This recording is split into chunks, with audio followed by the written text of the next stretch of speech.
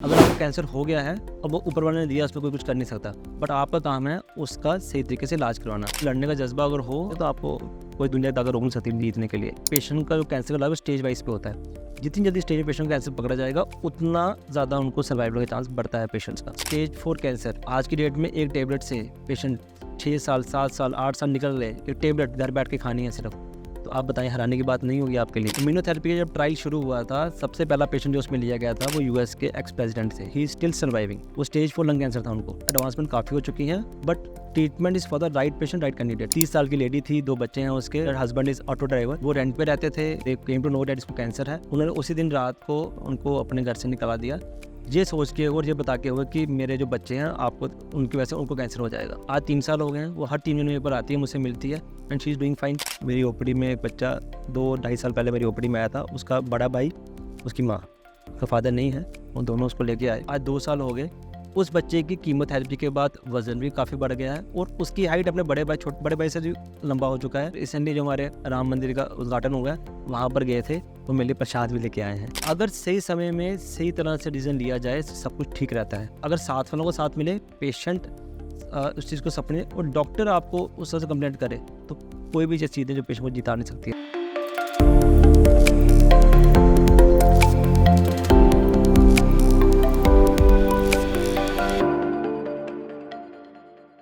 नमस्कार, मैं ऋत्विक महाजन आपका स्वागत करता हूँ towards health, sponsored by Shri Mata Vaishno Devi Narayana super speciality hospital and Nimbark Organics.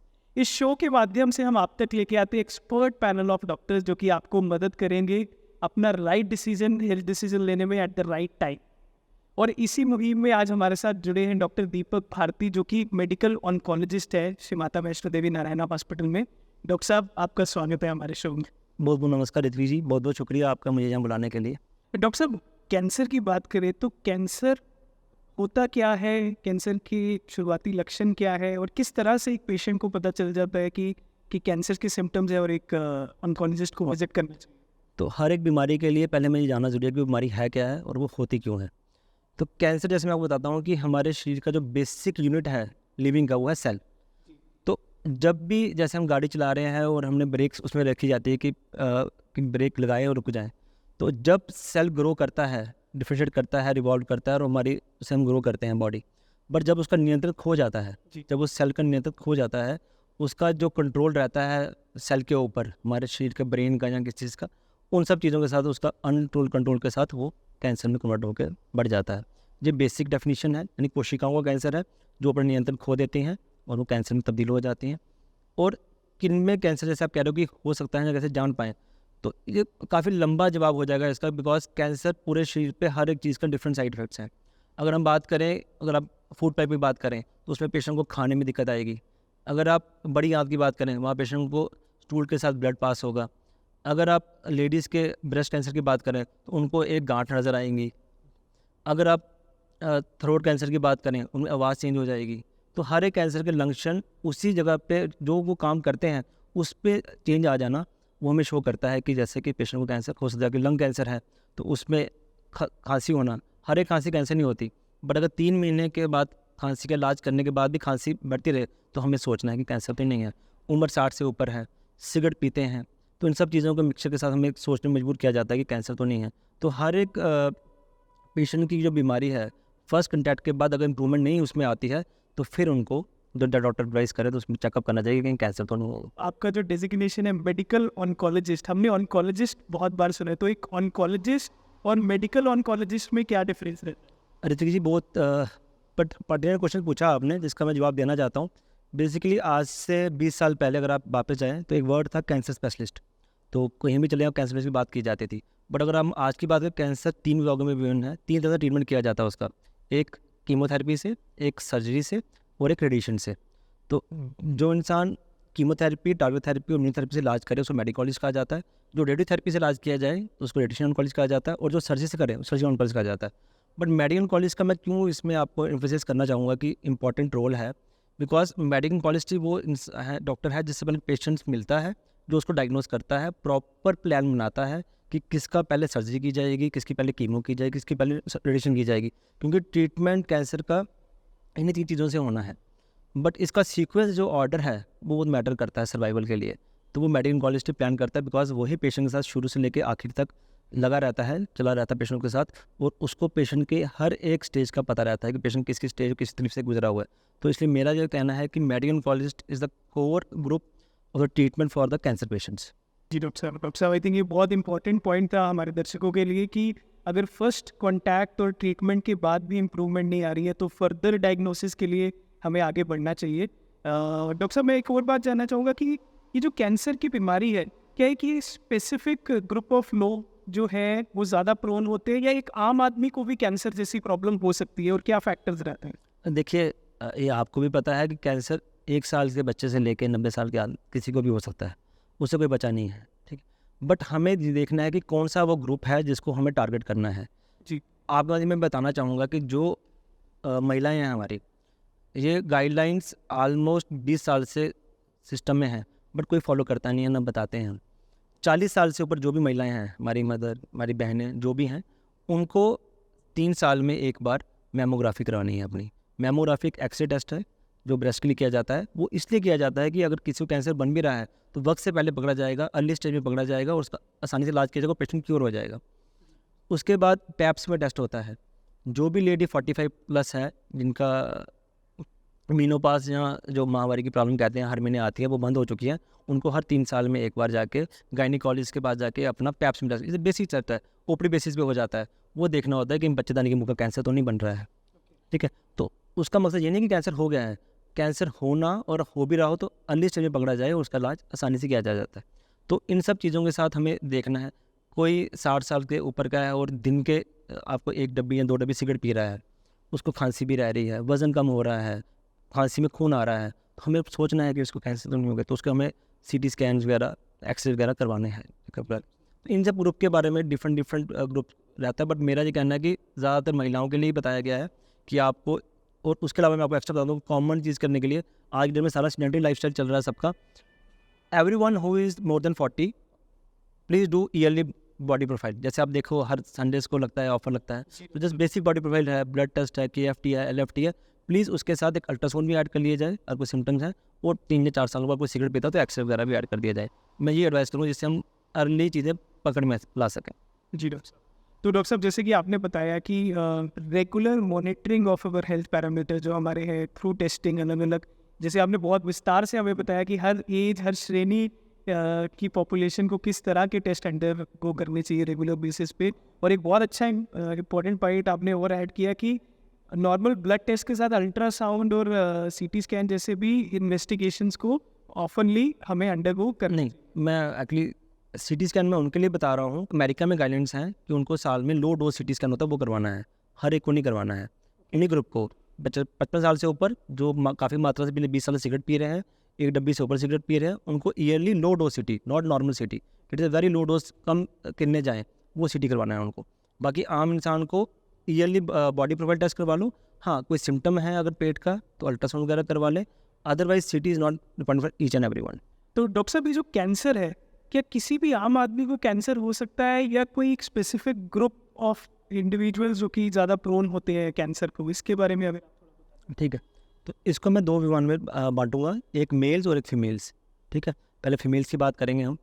जैसे फीमेल्स के 3 कैंसर सबसे उच्च श्रेणी में आते हैं, ब्रेस्ट कैंसर, ओवरी कैंसर और सर्वाइकल कैंसर, यानी कि बच्चेदानी के मुंह का कैंसर और अंडकोश कैंसर। तो इनमें कुछ फैक्टर्स हैं उनको जो लेडीज़ इसमें ज़्यादा प्रोन है। जैसे अगर हम आज की जीवन की जर्नी की बात करें तो ऑब्वियसली लेडीज़ आज के डेट में वर्किंग हैं, तो मैरिज लेट हो रही हैं, तो लेट मैरिज इटसेल्फ से आई थिंक साइट यानी कि एक रिस्क फैक्टर बन जाता है। लेट मैरिज तो चाइल्ड बेयरिंग लेट होगी, तो जितना 30 साल से ऊपर चाइल्ड लेट होगी तो उतना रिस्क बढ़ेगा कैंसर होने का। उसका late child bearing plus ladies को, वर्किंग लेडीज़ हैं तो they don't get the full, पहले 6 मंथ्स की लीव मिलती थी, आजकल they have to private job है, जाना पड़ेगा। तो अगर वो बच्चों को ब्रेस्ट फीडिंग नहीं करवाएंगी वो रिस्क फैक्टर है। तो ये कुछ फैक्टर्स हैं लेडीज़ के लिए जो बता रहा हूँ जिनकी वजह से कैंसर बढ़ता है। और आता हूँ मेल्स के लिए। मेल्स में जैसे 2 ही कॉमन चीज़ें हैं जो हैं अल्कोहलिज्म और स्मोकिंग। जो मेल स्मोकिंग और अल्कोहल करते हैं, ऐसा नहीं उनको कैंसर होता, मगर रिस्क होना हो तो बढ़ जाता है, खासकर लीवर का कैंसर, पेट का कैंसर और बड़ी आँख का कैंसर। ये और तंबाकू ज़्यादा खाने से उनको हेड एंड नेक का उनका कैंसर होने का रिस्क बढ़ता है। जी डॉक्टर साहब बहुत सरप्राइजिंग था ये जो आपने एक फैक्ट शेयर किया लाइफस्टाइल के साथ। जैसे जैसे हमारा ट्रेंड चेंज होते जा रहे हैं, डिलेड मैरिज और ये सब भी एक तरह से पेशेंट को और प्रोन करती है कैंसर के लिए। बिल्कुल। तो ये बहुत अच्छा इंसाइट था हमारी डॉक्टर साहब। डॉक्टर साहब कैंसर की बात करें तो एक पेशेंट को जब आप मिलते हैं जिसको ये कैंसर की न्यूज़ आपको देनी होती है तो बहुत इमोशनल ट्रॉमा भी इन्वॉल्व रहते हैं। तो ये न्यूज़ आप पेशेंट तक कैसे देते हैं और किस तरह का वो फेज़ होता है उसके बारे में थोड़ा जानना चाहिए सर। देखिए, इस तरह की मैं आपको बात बताऊं तो इसके दो पहलू हैं। जी। अगर हम डेवलप कंट्रीज़ की बात करें और डेवलप कंट्रीज़ की बात करें तो हम डेवलपिंग में आऊँगा, बट उसमें भी डिफरेंस है। Tyre 1 city, tyre 2, tyre 3 cities. मैंने श्रीनगर में भी काम किया, जम्मू में भी काम किया है, मुंबई में भी किया है और दिल्ली में भी किया है। तो हर एक जगह पे डिफरेंट सिनेरियो नज़र आता है हमें। जम्मू में आज भी पेशेंट के अटेंडेंट्स आते हैं पहले मिलने के लिए, और हर एक पहले हमें कान में बताया जाता है कि सर पेशेंट को मत बताइएगा कि कैंसर है, और वहाँ पर पेशेंट खुद ही फाइल लेके आता है कि मुझे कैंसर है और मेरा इलाज किया जाए। तो ये पहले ये डिफरेंस है। तो अपना माइंडसेट हमें चेंज करना है, ठीक है। तो उसी माइंडसेट चेंज करने के लिए हम यहाँ पर आए गए हैं और पेशेंट को बता रहे हैं हम कि टायर 3 सिटीज़ में भी इज़ नॉट ए टैबू। अगर आपको कैंसर हो गया है तो अब वो ऊपर वाले ने दिया, उसमें कोई कुछ कर नहीं सकता, बट आपका काम है उसका सही तरीके से इलाज करवाना। अब मेरा एक ही एडवाइस है कि प्लीज़ एक बार कैंसर फिजिशियन से मिले, चाहे मेडिकल कॉलेज जिससे मिलना आप मिले एक बार, वो जिस तरह से आपको गाइड करें वैसे फॉलो करें। अगर वो कहते हैं कि ट्रीटमेंट ऑप्शन अवेलेबल नहीं है, जो पेशेंट फिट नहीं है, तो प्लीज़ मत करवाओ, जैसा वो बताएंगे। बट अगर है तो प्लीज़ करवानी चाहिए, क्योंकि हर एक कैंसर सेम नहीं होता है, ठीक है। हर एक का सर्वाइवल, हर एक का फ़ायदा, हर एक का ट्रीटमेंट नुकसान, हर एक का डिफरेंट है। तो मेरा सिंपल सजेशन यही है, कभी कैंसर हो जाए उसको अपने तक सीमित मत रखें, बाहर निकलें, हॉस्पिटल जाएँ। आजकल जम्मू में काफ़ी तरह के कैंसर हॉस्पिटल खुले हुए हैं, कहीं भी जाके अपने आप को दिखाएं और पेशेंट की सही राय ली जाए और उसको फॉलो किया। जी डॉक्टर साहब। डॉक्टर साहब एक कैंसर पेशेंट जिसको डायग्नोज तो हो गया कैंसर, उसको आप क्या टिप्स देना चाहेंगे? कोई एक पूरा लाइफ साइकिल क्या रहता है कैंसर पेशेंट का, और किस तरह की चीज़ों का उसको ध्यान रखना चाहिए अपनी रोज़मर्रा की ज़िंदगी? ठीक। तो पहले तो इनिशियली हम भी चाहते हैं कि पेशेंट को आइडिया लग जाए, नॉट इन फर्स्ट गो। तो पेशेंट को समय रहते रहते पता चल जाता है, बिकॉज पेशेंट को कीमोथेरेपी लगती है, पेशेंट को कीमो वार्ड नाम पता चलता है, पेशेंट को साइड इफेक्ट्स आते हैं, कुछ पेशेंट को किसी को हेयर फॉल भी आता है, तो वो अंडरस्टैंड कर जाते हैं। Not in first visit, but in जैसे विजिट्स आती है पेशेंट को पता चल जाता है मुझे कैंसर है। हमारा इतना ही मसला रहता है कि पेशेंट को सबसे इंपॉर्टेंटली न्यूट्रिशनली और मेंटली दो चीज़ों की जरूरत होती है।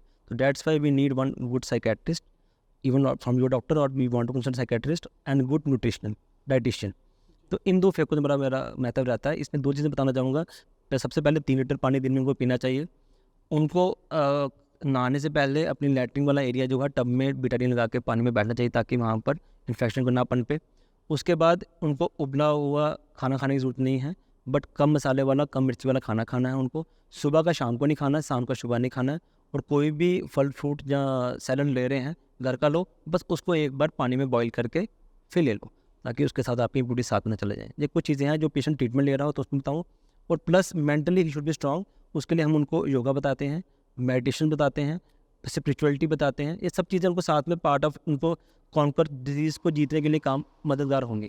ठीक है, ऐसा नहीं है कि आप आए ट्रीटमेंट लिया आप चले गए। इन सब चीज़ों का रोल रहता है, और सबसे बड़ा रोल रहता है इसमें आपके फर्स्ट केयर टेकर्स का, अगर फैमिली मेम्बर्स का, वो किस तरह से आपको प्रतीत कराते हैं। तो आपको नॉर्मल जीवन शैली जीनी है, और आपको बाहर पार्टीज़ में भी जाना है, फंक्शन में भी आप जाना है आपको, ना कि आपको घर में बैठे रहना है।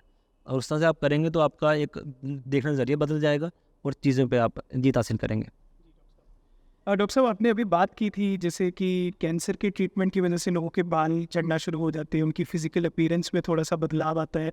तो एक सोसाइटी में भी उनको बहुत ज़्यादा टैबूज़ को फेस करना पड़ता है, उनके माइंड में भी कुछ टैबूज़ रहते हैं। तो एक कैंसर पेशेंट को उन सब टैबूज़ को कैसे डील करना चाहिए, और क्या राइट मेजर रहते हैं कैंसर पेशेंट के लिए वो सोसाइटी के टैबूज़ को डील? ओके, तो इस बात को अगर जवाब मैं कोई एग्जांपल देके दे दूँ या मैं नॉर्मली बता दूँ? डॉक्टर साहब आई थिंक बहुत ठीक है। इंस्पिरेशनल होगा और हेल्पफुल होगा। ये मैं इसी तरह से भी बताना चाहता था आपको, क्योंकि पिछले क्वेश्चन में आपका टैबू उसका आंसर इसी में है।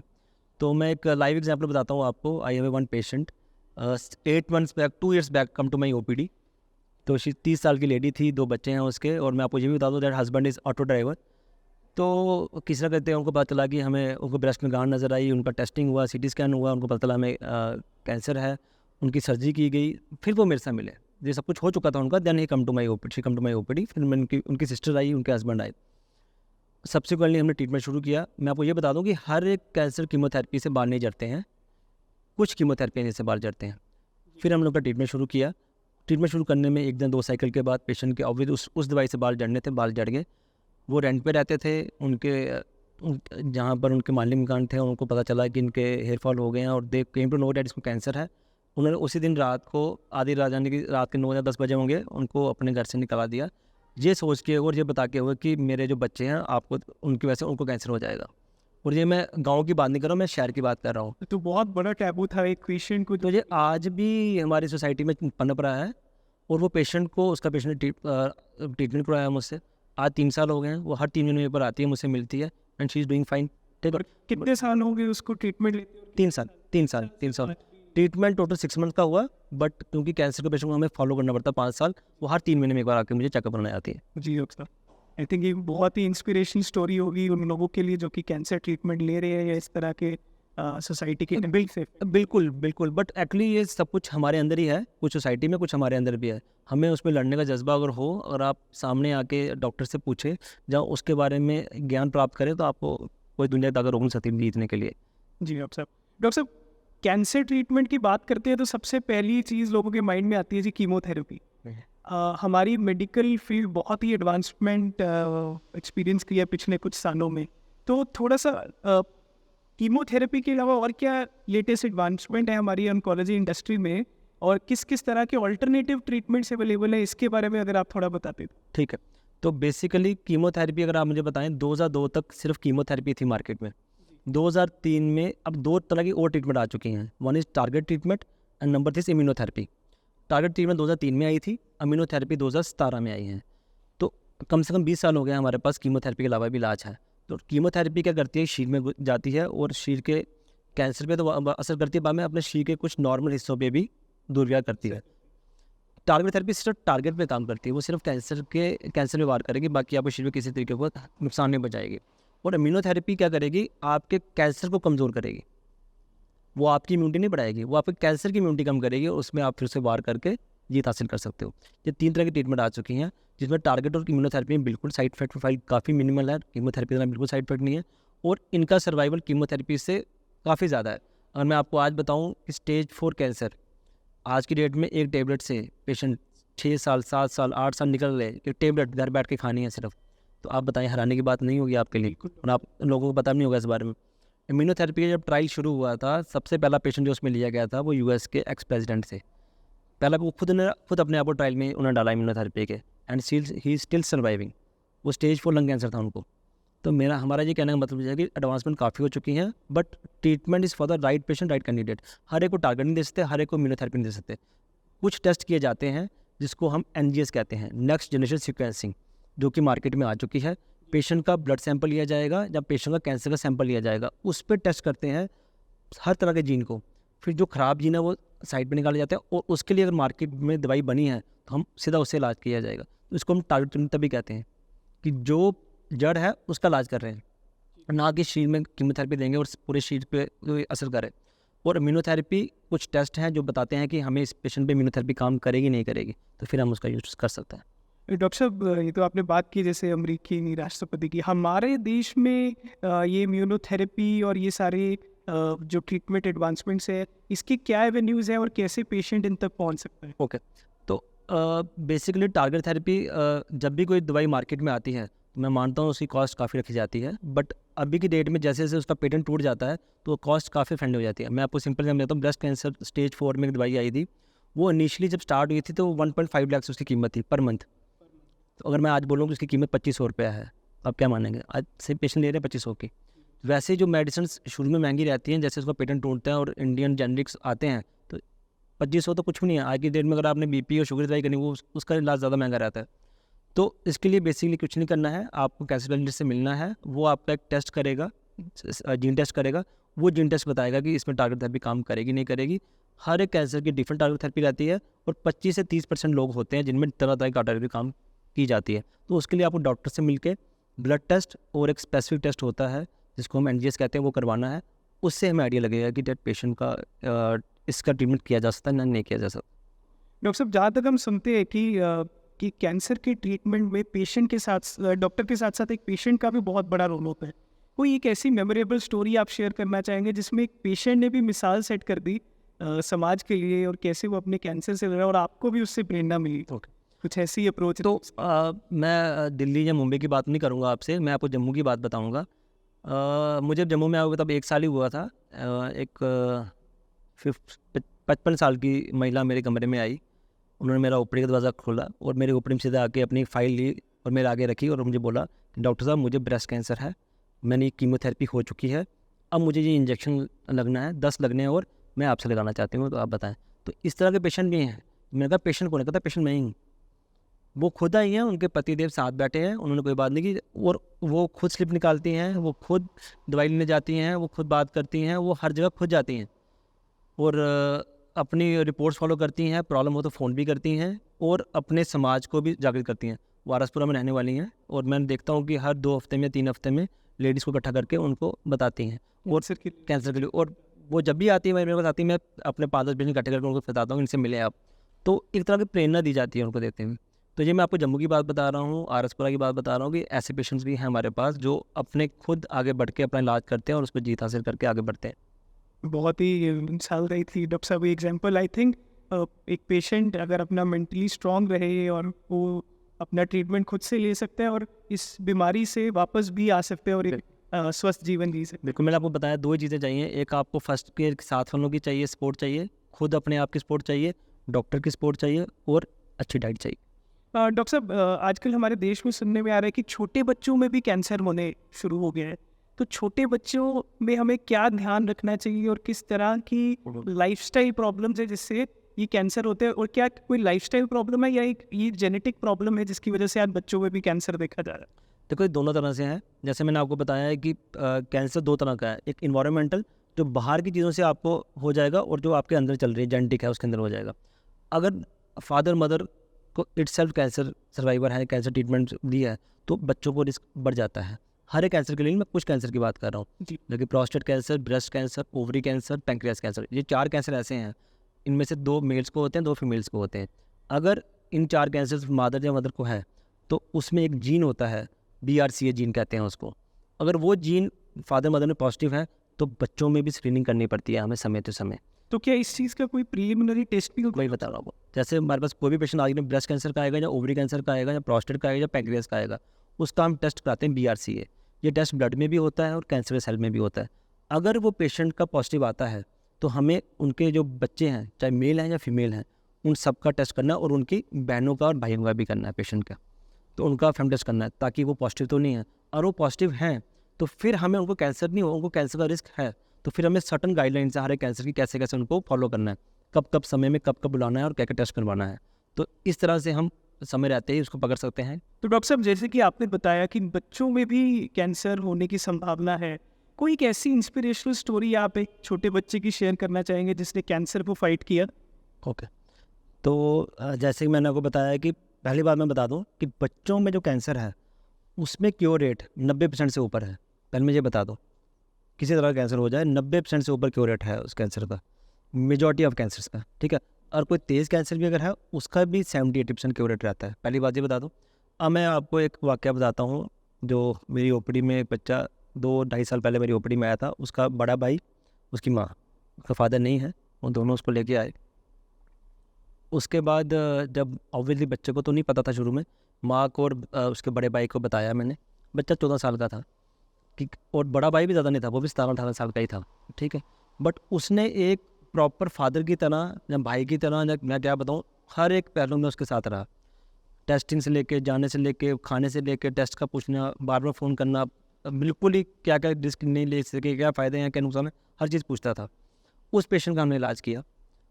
समय रहते पेशेंट को भी पता चल गया, ठीक है। बट पेशेंट को उन्होंने स्पिरिचुअलिटी के साथ, जैसे अगर हम मानते हैं कि अपने भगवान के पास कोई मन्नत मांगी है, माँ का भी रहता है, हर चीज़ की है हमने पेशेंट की। वो पेशेंट का ट्रीटमेंट मेरे पास 6 महीने चला। 6 महीने के ट्रीटमेंट के बाद जब पेशेंट की बीमारी संपूर्ण तरीके से ख़त्म हो गई तो उनके मन में जो जो अपने विचार थे उन्होंने सब अपने पूरे किए उन्होंने। और मैं आपको आज बताता हूँ आगे माध्यम से, आज 2 साल हो गए। उस बच्चे की कीमोथेरेपी के बाद वज़न भी काफ़ी बढ़ गया है और उसकी हाइट अपने बड़े भाई से भी लंबा हो चुका है, जो कि मुझे भी कीमत लेकर हैरानी होती है। और अभी वो मैं आपको रिसेंटली जो हमारे राम मंदिर का उद्घाटन हो गया वहाँ पर गए थे, वो मेरे लिए प्रसाद भी लेके आए हैं। ऐसी स्टोरीज़ वाकई में आपके लिए भी उत्साह बढ़ाने लायक होती होगी और हमारे समाज के लिए भी। तो डॉक्टर साहब जैसा कि फैमिली का और केयर गिवर का भी बहुत बड़ा रोल रहता है एक पेशेंट की ट्रीटमेंट जर्नी में। तो खासकर जब हम एल्डरली लोगों की बात करते हैं, वो एक ट्रीटमेंट अंडरगो करते हैं, तो फैमिली का बहुत बड़ा रोल रहता है। कोई एक ऐसी इंस्पिरेशनल स्टोरी आप शेयर करना चाहेंगे हमारे दर्शकों के साथ जिसमें फैमिली के रोल के कारण पेशेंट का रिकवरी बहुत अच्छा हुआ? तो मैं 2 बातें बताऊँगा पहले आपको कि जो उम्रदराज लोग, जो एल्डरली लोगों की इलाज की बात आप कर रहे हो, उसमें तो पूरा रोल फैमिली का रहता है, फर्स्ट केयर गिवर का रहता है। और जहाँ हम जहाँ टायर सी सिटी में रह रहे हैं, तो यहाँ पर तो काफ़ी एक दूसरे से लगाव और जुड़े हुए लोग रहते हैं और हर एक पास रहते हैं। ऐसा नहीं मैं कहूँगा बाहर नहीं है, बट वहाँ के जीवन शैली थोड़ी डिफरेंट है। हमारे यहाँ के लोग जो रूरल एरिया के लोग हैं, उनके फैमिली में हर उन्होंने दे हैव केप्ट राइट कि आज मुझे आना है, नेक्स्ट वीक तुम्हें आना है। सभी यहाँ पर फ़ौज में हैं, तो छुट्टियाँ लेके आते हैं, अपने फादर के इलाज के लिए रहते हैं और सब कुछ का टाइम नहीं रहता है कि कब कब क्या क्या करना है। यही मैं आपको बता रहा हूँ कि और साथ में जो पेशेंट डॉक्टर के साथ रहता है, डॉक्टर की बात मैंने देखा है कि उन पेशेंट का हमेशा जीवन में उनका ठीक ही रहा है अभी तक। और जो आप एग्जाम्पल की बात कर रहे हैं, मेरे पास काफ़ी एग्जाम्पल हैं चीज़ों के, बिकॉज जैसे हमें पता है कि cancer the disease of elderly बड़ों में रहती है, तो मैक्सिमम पेशेंट हमारे वही रहते हैं। और जो मैक्सिमम हमारे पेशेंट इस चीज़ बेनिफिशरी हैं, यानी फौज के पेशेंट्स हैं, उनके जो फादर मदर ऑब्वियसली वो घर पे नहीं है। तो मैं आपको ये बता दूं कि खुद हस्बैंड बाहर रहते हैं, उनकी वाइफ्स या उनकी बहू वही पेशेंट्स को लेके आती हैं। तो हमारे साथ रह के बिल्कुल टच में रह के उनको रहना भी पड़ता है, रुकना ही पड़ता है, ट्रीटमेंट का पार्ट भी लेना पड़ता है। और जहाँ जहाँ पर समय में आता है तो वो भी साथ वाले भी हेल्प के लिए आते हैं। बट इन सब चीज़ों के साथ मैं आपको बता दूँ कि पेशेंट के जो हमारे बूढ़े बुजुर्ग हैं, मे बी उन्होंने अपने समय में जो खाने के काफ़ी अच्छा लिया, तो ट्रीटमेंट को काफ़ी अच्छी तरह से ले लेते हैं। मैंने देखा कि जितने भी यंग पेशेंट को ट्रीटमेंट करें उनको साइड इफेक्ट्स काफ़ी आ जाते हैं कई बार, बट बूढ़ों को उस समय साइड इफेक्ट नहीं देखे हैं। तो जो उनकी जीवन शैली पुरानी रही है वही उनको आगे बढ़ा रही है और चीज़ों को लेके चल रही है। और इन सब चीज़ों के साथ काफ़ी सारे पेशेंट, मैं एक एग्जांपल तो ले नहीं सकता आपके सामने, पर काफ़ी पेशेंट मेरे सामने हैं कि जिनको सबकी जो मदद रहा है वो फर्स्ट केयर गिवर्स की रहती है इसमें। तो डॉक्टर साहब, हमने देखा पिछले कुछ दिनों में काफ़ी फूड प्रोडक्ट्स को, काफ़ी कंपनीज को लॉ सूट भी फेस करना पड़ा क्योंकि उनके फूड इंग्रेडिएंट्स में कैंसरस मटेरियल था। तो क्या ऐसे कार्सिनोजेंस होते हैं जिनका जब हम over the counter food products purchase करने जाते हैं तो उनके इंग्रेडिएंट्स में एक आम जनता को क्या क्या चीज़ों का ध्यान रखना चाहिए? ओके, तो इसकी शुरुआत मैं थोड़ा सा हटके करता हूँ आपसे बताने के लिए। तो मैं आपको बताता हूँ कि जब हम इंडिया की बात कर रहे हैं, हम इंडिया की पॉपुलेशन 140 करोड़ से पार हो चुकी है और डेवलपमेंट बढ़ रही है और पॉपुलेशन बढ़ रही है, तो आपकी सड़कें कम हो रही हैं और ज़मीनें कम हो रही हैं। तो आपको जो खाद्य पदार्थ लाने थे पूरे करने के लिए, तो आप उसमें यूरिया यूज़ करते हैं, पेस्टिसाइड यूज़ करते हैं, ताकि उसकी तादाद बढ़ जाए पॉपुलेशन पूरी करने के लिए। उन सब चीज़ों से क्या हो रहा है कि वही आप सेवन कर रहे हैं, तो पहले तो प्रॉब्लम वही स्टार्ट हो रही है। ठीक है, वो यूरिया ज़मीन में जा रहा है, वही हैंडपम्प से आप पानी पी रहे हैं। तो इनडायरेक्टली इसलिए आप मुझे बताइए कि आप बोलें कि गाँव के लोग हैं, शहर के लोग हैं, हम 2 में डिवाइड कर लें कि उनको कैंसर क्यों हो रहा है, ये रीज़न है। और आप मुझे बताओ, गाँव में ज़्यादा कैंसर है एज कम्पेयर टू शहर में। और आप पॉपुलेशन की बात करें, क्योंकि यूरिया, पेस्टिसाइड्स हाथ में स्मेल से सब उनमें जा रहा है। ठीक है, तो पहले तो इन सब चीज़ों का, तभी आप ऑर्गेनिक की बात कर रहे हैं। सबसे पहले बात इसमें कर रहता हूँ कि ऑर्गेनिक इज़ द बेस्ट सबसे पहले। ठीक है, वो वाकई में ऑर्गेनिक है या नहीं, that government has to decide. ठीक है, अब मार्केट में बन के तो आ रहा है ऑर्गेनिक नाम से, बट वो गवर्नमेंट अथॉरिटीज़ बैठी है उसको चेक करने के लिए कि ये ऑर्गेनिक है या नहीं है। इस चीज़ को मैं यही से करता हूँ ख़त्म कि organic food is good. Number 2 पे आता है फास्ट फूड के बारे में। ठीक है, फास्ट फूड हर एक ख़राब नहीं होता, बट फास्ट फूड अगर घर पे बना हो तो उसका मायने अलग होते हैं। ठीक है, वही अगर फास्ट फूड आप रेस्टोरेंट जाके खाते हैं उसके मायने अलग होते हैं। वो सेम ऑयल में या डिफरेंट से बना हो, हमें पता नहीं उसके बारे में। ये दूसरी बात, उसकी मात्रा, हर एक दिन फास्ट फूड देना बच्चों को वो भी हानिकारक है। कभी कभार पार्टीज़ में, बर्थडेज़ में कभी दे दिया, उसमें हार्म नहीं है। ठीक है, अपने सामने घर में बना हुआ दे दिया, उसमें कोई हार्म नहीं है। इन दोनों चीज़ों को आपको ख्याल रखना है। तो मेरा ये कहना है कि ऑर्गेनिक फूड खाएँ, घर का बना हुआ खाएँ, पैक्ड फूड को प्रॉपरली और प्रॉपर कंपनी वाइज जो भी ब्रांड चेक करके अपने सामने लिया जाए। इन सब चीज़ों को बता रहा हूँ आपको। और गाँव के लिए मैं ये बता रहा हूँ कि डैट कम यूरिया और पेस्टिसाइड का यूज़ किया जाए। और इन सब चीज़ों के साथ आपको मैं नॉन वेजिटेरियन के लिए भी आ जाता हूँ कि हमारे लोग नॉन वेजिटेरियन भी है। कहा जाता है कि डैट ज़्यादा मीट लेने से कैंसर का बढ़ता है, खासकर बड़ी आंतों का cancer. Red meat although top the list कि उसमें बढ़ जाता है, बट मैं चिकन के ऊपर आ जाता हूँ ज़्यादा बात लेने की, बिकॉज आज की डेट में पॉपुलेशन ग्रो कर रही है और चिकन की मात्रा कम है। तो जैसे अब आप बताओ कि इनको तादाद बढ़ानी है, they're giving injection to that. वो स्टेरॉइड के इंजेक्शन दे रहे हैं उनको कि डैट उनको 10,000 चिकन चाहिए, तो उनके पास चिकन की उम्र अभी कम है, तो इंजेक्शन से उसको पूरा करते हैं।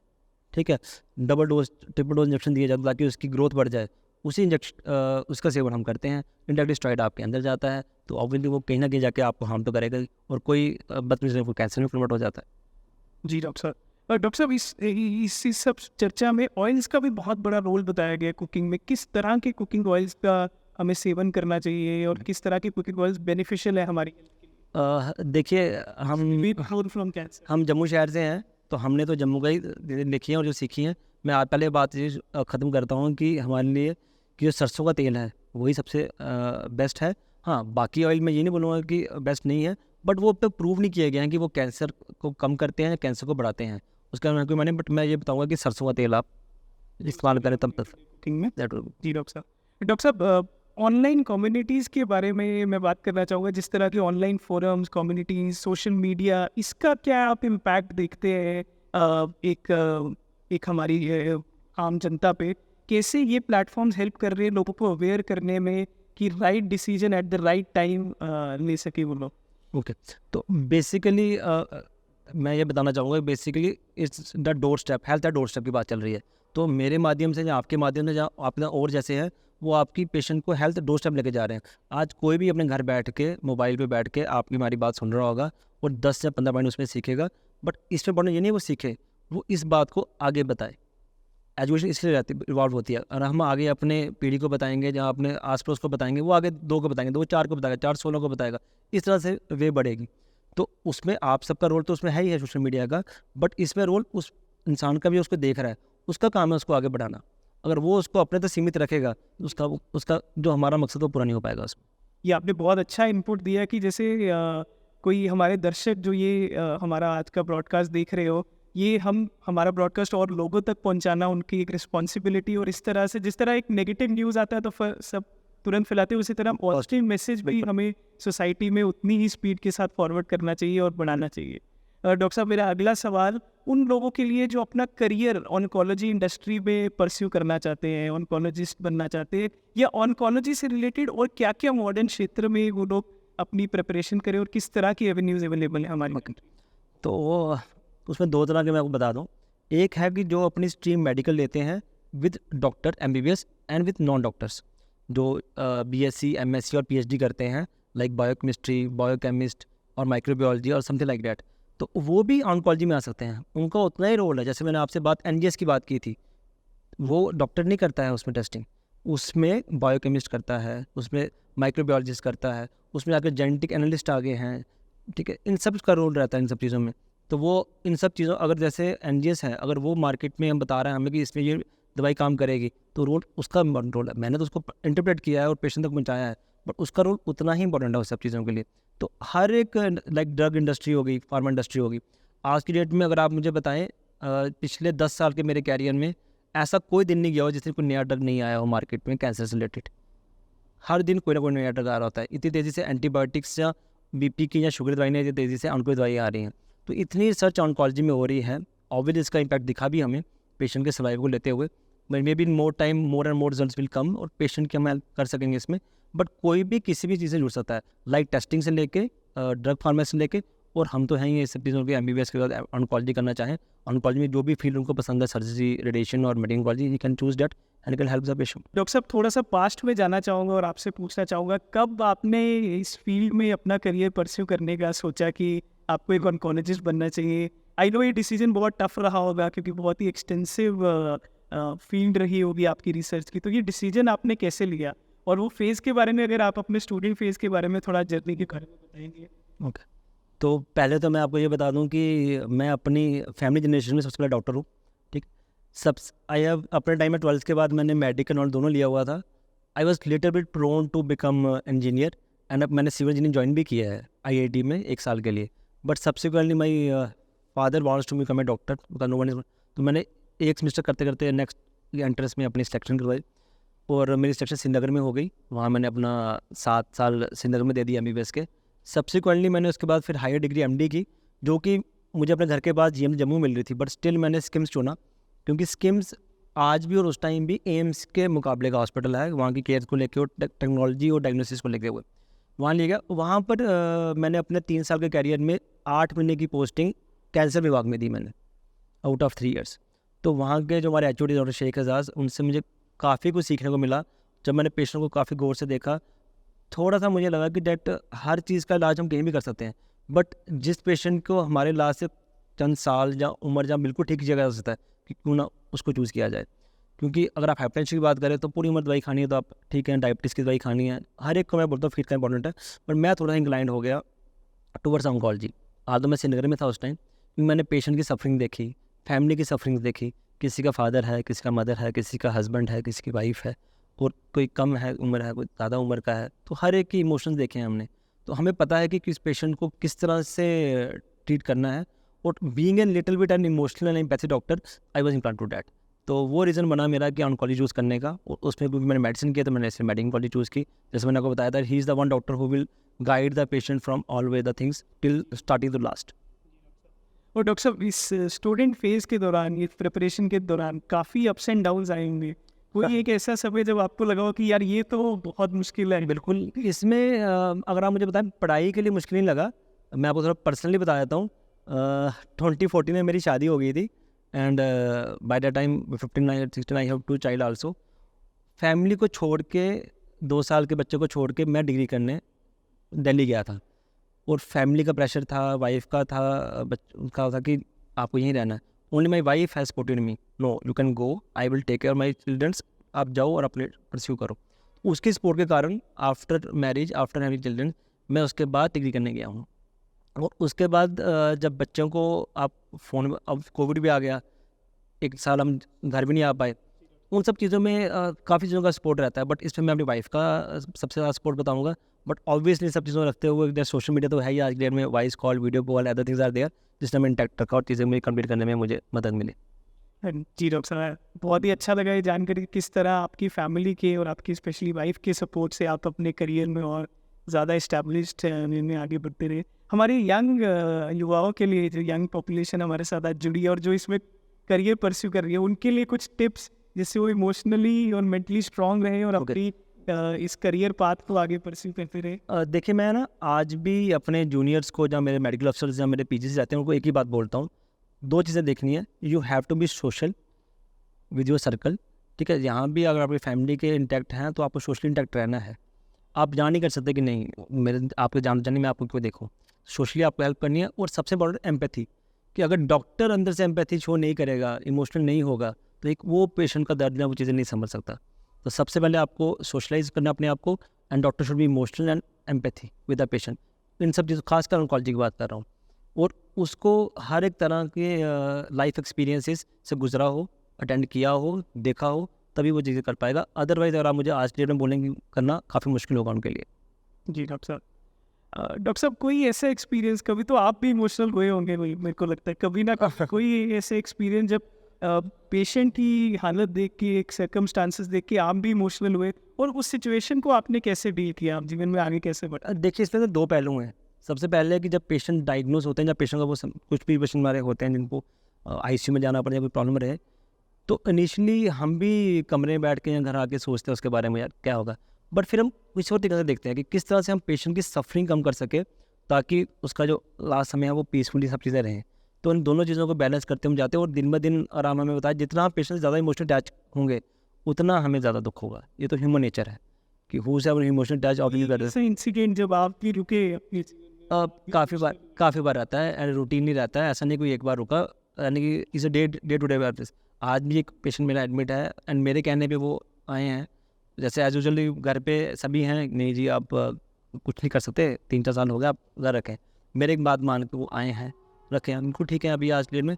बट मैंने उनका उसके लिए स्टैंड लिया, उन्होंने मेरी बात मानी, वो आए, वो चीज़ ओके। तो मैं ये बता रहा हूँ, कई बार हमें भी आगे आना पड़ता है। ऐसा नहीं कि पेशेंट रिस्क लेगा, डॉक्टर भी रिस्क लेगा, तो पेशेंट आगे।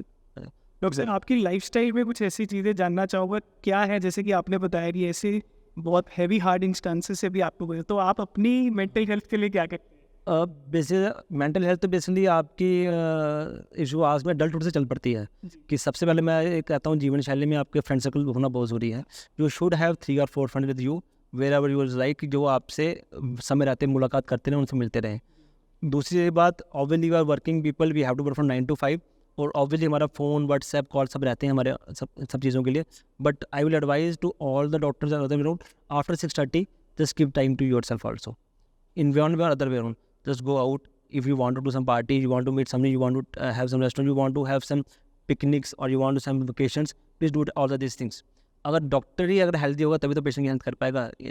इन सब चीज़ों में एडवाइस करूँगा that be yourself, life और सोशल इन सब चीज़ों को चलते हुए वर्क लाइफ को बैलेंस करके आप आगे बढ़ें, ठीक है। काम के समय काम करें, बट जो समय बाकी फैमिली के लिए बना है उनको भी दें, जो अपने लिए बना है अपने लिए भी दें। वो जिस तरीके से देना चाहते हैं वो दे सकते हैं, जिनका जो भी लाइफ स्टाइल है, जो भी हॉबीज़ हैं वो अपनी पूरी यूटिलाइज़ करें आप। जी सर। डॉक्टर साहब, एज अ डॉक्टर क्या रोल रहता है आपका एक पेशेंट के साथ कम्युनिकेशन और एम्पैथी की आप बार बार बात कर रहे थे, तो एक डॉक्टर को कितना एम्पैथेटिक होना चाहिए और कैसे अपने पेशेंट से कम्युनिकेट करना चाहिए?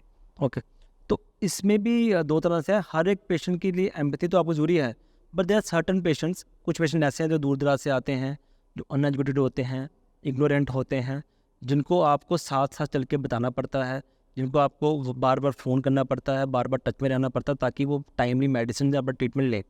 ऐसे नहीं आपने लिख के दे दिया और पेशेंट चला गया, is not end of story. You have to be in touch कि वेदर आपने हम बोलते हैं पेशेंट को आप वीकली या हफ्ते 2 फ़ोन करो आप कि टाइम दवाई ली नहीं ली, आप फ़ोटो भेजो, स्नैप भेजो, ले रहे हो, कोई प्रॉब्लम आ रही है वक्त। हमारे पेशेंट क्या करते हैं कि अच्छा डॉक्टर साहब ने 3 हफ्ते बाद बुलाया हुआ है, हम तभी जाएंगे, चाहे वो प्रॉब्लम में हो रहे हो, तो बट हम तभी उनके टच में रहते हैं।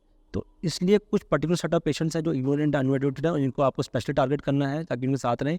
बाकी अब सब पेशेंट के साथ आपको एम्पैथी और उस के साथ तो नज़र से देखना ही है, बिकॉज जिस पेशेंट को कैंसर से जूझ रहा हो वैसे भी नहीं देखना कि उसको दिया वन में लगे कि नहीं ये मुझे देनी से देख रहा है। It should like that in your heart only that you are giving time to your patient, उस तरह देखो आप उनको।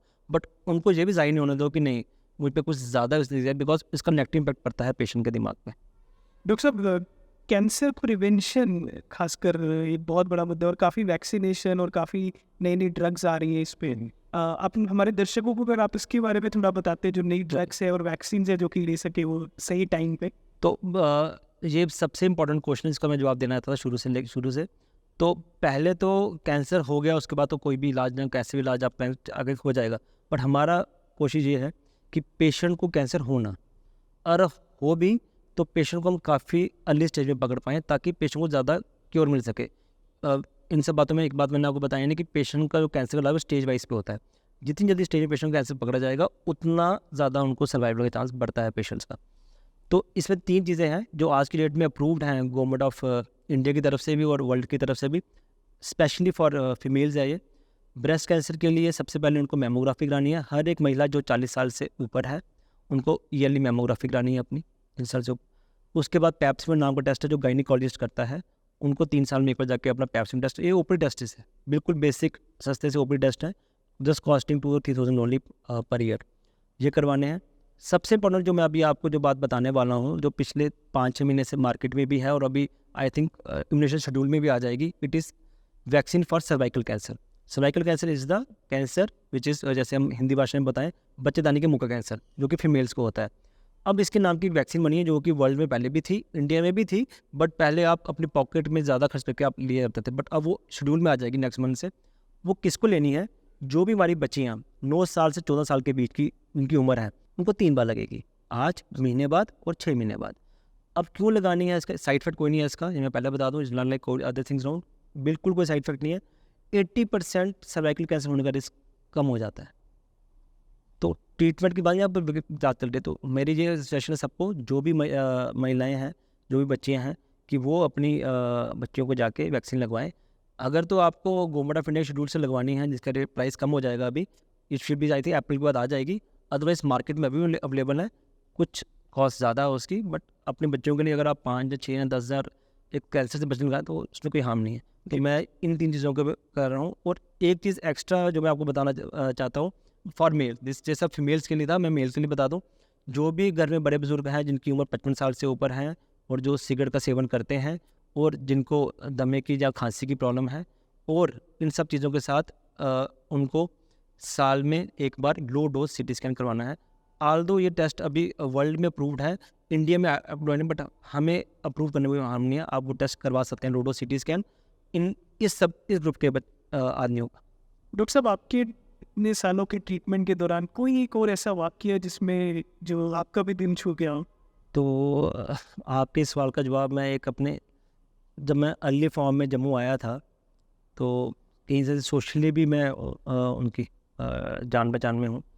तो जो पेशेंट है उनके जीजा जी और उनकी mother of wife, sorry sister, तो दोनों मेरे साथ मेरे ओपीडी में आए। She is unmarried at a time, तो उसको कैंसर डायग्नोस हो गया। तो उनका एक ही था सवाल कि हमें अपनी बहन को ठीक करना है, और उसके बाद क्या मैं आपको आगे बताऊंगा। तो पेशेंट मेरे पास ओपीडी में आया, जॉब करती है लेडी वो, और वो लेडी हर दवाई, सर्जरी, रेडिएशन, हर टाइम बिल्कुल फ्रंट फुट पर रहती थी, खुद आगे आती थी, बताओ क्या करना है, आई विल डू, आप जैसा बताओगे वैसा करूँगी। And I will tell you multiple things उसके साथ कि she is also YouTube blogger, ठीक है, she is also YouTube blogger, ठीक है। आखिरी समय तक उसने मुझे बताया है कि डॉक्टर साहब कि वाई मी, ऐसा क्यों कि ऊपर ने मुझे चुना कि मुझे ऐसा हो गया। तो अपने सफ़र में भर्ती की वो, उसने अपने पूरे सफ़र में 3 या 4 सर्जरीज भी करवाई, रेडिएशन भी करवाई, कीमोथेरेपी भी ली, हर तरह से।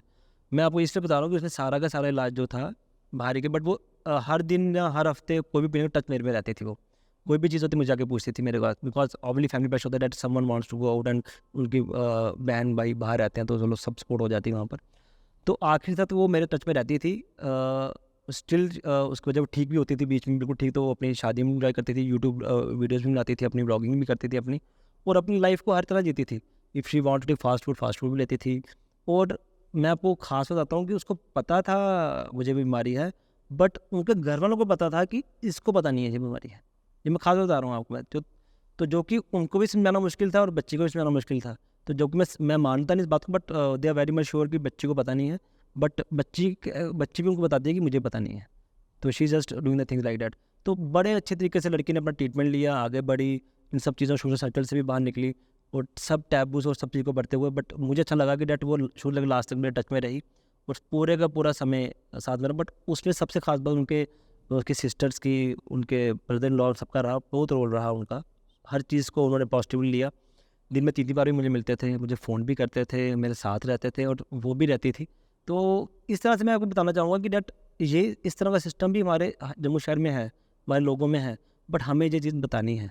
अगर सही समय में सही तरह से डिसीजन लिया जाए, सब कुछ ठीक रहता है। आज वो जब वो उस समय से निकली बाहर, बिल्कुल ठीक रही। अब वो इन दिनों में अपनी उसकी शादी की बात की जा रही है, तो she is quite happy to lead the life. तो प्रेजेंटली वो गुड़गांव रह रही है, बिकॉज वहीं जॉब करती थी, तो वहीं पर मैं यूट्यूब का सिस्टम चला रही है, और ये सब चीज़ों से निकलते उसको आज 1.5 से 2 साल हो गए हैं, ठीक है। तो मैं आपको ये बताना चाहता हूँ कि अगर साथ वालों को साथ मिले, पेशेंट उस चीज़ को सपने, और डॉक्टर आपको उस तरह से कंप्लेंट करे, तो कोई भी चीज़ है जो पेशेंट को जिता नहीं सकती है। और वो जीते जाता आपके सामने है कि वो आज जीती हुई है, और सबको अपने आप को सबको उसने एक एग्जाम्पल सेट किया है, no I am the winner, and every cancer day she give a speech to the cancer survivors and go there, कि किस तरह से आपको कैंसर को जीतना है। बहुत ही इंस्पायरिंग रहा डॉक्टर साहब ये स्टोरी जो आपने शेयर किया शो के अंत में। डॉक्टर साहब शो को क्लोज करने से पहले जो कैंसर के पेशेंट्स हैं, जो ट्रीटमेंट अंडरगो कर रहे हैं, और उनकी फैमिली के लिए आपका क्या मैसेज है? इस बात को मैं 2 तरह से लेकर चल रहा हूँ। सबसे पहले उन सारे कैंसर सर्वाइवर्स को मेरी तरफ से बहुत हर दिल से नमन, जिनमें इसने कैंसर पे विजय पाई है। दूसरे, जो कैंसर पे इलाज अभी करवा रहे हैं, वो किस तरह से उस पर विजय पा पाएँ, उसके लिए मैं कुछ चीज़ें आपको बता दूँ। सबसे पहले पेशेंट को आपको रूटीनली डॉक्टर के साथ संपर्क में रहना है। जिस तरह से डॉक्टर आपको बताए, आपको प्लीज़ उनसे मुलाकात करनी है, चाहे हफ्ते में 1 बार या 2 हफ्ते में 1 बार, 3 हफ्ते में आपको मिलना है। उसको प्लीज़ स्किप मत करें। डॉक्टर जो चीज़ें आपको बता रहे हैं उसको फॉलो करें, समय रहते हुए टेस्टिंग करवाएं, समय रहते हुए दवाई लें। तीसरी बार नंबर पे खान पान का बड़ा ही रोल है इस पर। जैसे मैंने बताया कि सुबह का शाम को मत खाएं, शाम का सुबह मत खाएं, और ज़्यादा फ्रूट और वेजिटेबल्स और सैलड्स लें, बट इसको थोड़ा सा सैलड को थोड़ा सा बॉईल कर लें। उसके बाद पानी बहुत इंपॉर्टेंट रोल है इसमें, जो कि हम हमेशा नज़रअंदाज कर जाते हैं। 3 लीटर पानी आपको मिनिमम दिन में पीना है, इरिस्पेक्टिव ऑफ सर्दी है गर्मी है। उसके बाद सबसे बड़ा ओरल हाइजीन, आपको गरारे करने हैं, जिसको हम गार्गल्स कहते हैं, दिन में 3 बार 4 बार, चाहे आप गर्म पानी की करें या नमक के साथ करें या बेटाडीन करें, किसी का भी इस्तेमाल करें, दिन में 2 बार ब्रश करें, गार्गल्स करें।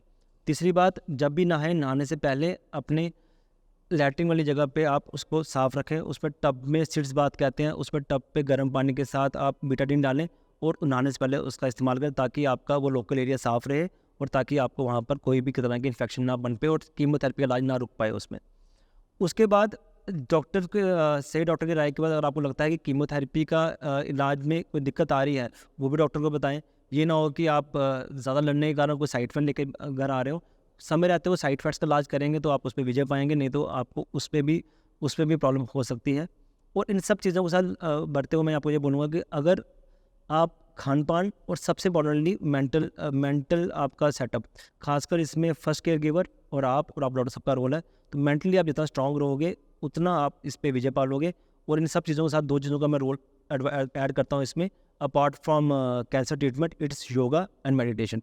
Please do yoga once a day and do 10-15 minutes meditation. If someone has spiritual things there, please have 10 to 15 minutes give to spiritual life also. मैं शुक्रिया अदा करना चाहूँगा डॉक्टर दीपक भारती जी का, जो कि आज हमारे साथ जुड़े और इतने महत्वपूर्ण विषय पे हमारी इस रात सारी जानकारी साझा करने के लिए बहुत बहुत शुक्रिया डॉक्टर साहब। तो ये था आज का हमारा health episode towards health, sponsored by Shri Mata Vaishno Devi Narayana super speciality hospital and Nimbark organics. अगले हफ्ते फिर मिलेंगे एक और नए हेल्थ टॉपिक के साथ। तब तक देखते रहिए टीक1 टेलीविजन एंड डिजिटल नेटवर्क।